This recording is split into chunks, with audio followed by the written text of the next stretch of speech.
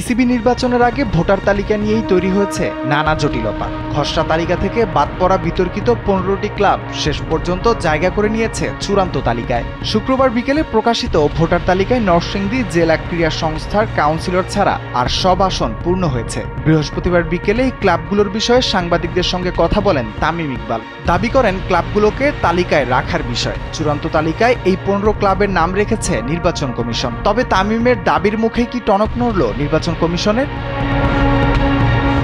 আওয়ামী লীগ সরকারের আমলে তৃতীয় বিভাগ বাছাই লীগ না খেলেই যেসব ক্লাব উপরে ওঠে তাদের নিয়েই ছিল মূল আপত্তি। দুর্নীতি দমন কমিশনের প্রতিবেদনে এসব ক্লাবের উত্থান প্রক্রিয়া অসচ্ছল বলা হয়েছিল। সেই কারণেই নির্বাচন কমিশন প্রথমে খসড়া তালিকায় তাদের রাখেনি। তবে আপিলের সুযোগ কাজে লাগিয়ে ক্লাবগুলো নিজেদের অবস্থান টিকিয়ে রাখে। তাদের দাবি শুধুমাত্র অভিযোগের ভিত্তিতে কাউকে ভোটাধিকার থেকে বঞ্চিত করা যায় না। অভিযোগ আদালতে বা তদন্তে প্রমাণিত না হওয়া পর্যন্ত তারা অংশগ্রহণের যোগ্য।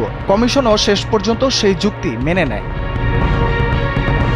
অন্যদিকে কাউন্সিলর তালিকায় তামিম ইকবাল ও সাবেক সভাপতি ফারুক আহমেদকে নিয়ে আপত্তি উঠলেও কমিশন তা খারিজ করেছে। ফলে চূড়ান্ত তালিকায় ওল্ড ডিওএইচএস এর প্রতিনিধি তামিম ইকবাল ও রেঞ্জার্স একাডেমির হয়ে ফারুক আহমেদের নাম বহাল থাকে। আগামী 6 অক্টোবর অনুষ্ঠিত হবে বিসিবি নির্বাচন। এর আগে শুক্রবার মনোনয়নপত্র বিতরণ ও শনিবার জমা দেওয়ার শেষ দিন। রাফিউল ইসলাম রাতুল, কালবেলা।